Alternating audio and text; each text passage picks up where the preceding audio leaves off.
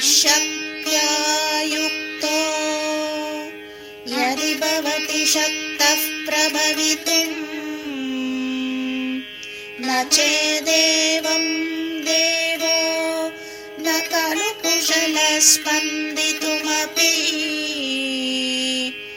अतस्त्वाम् आराध्यां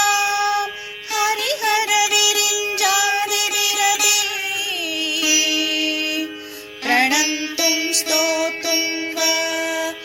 कथमकृतपुण्यः प्रभव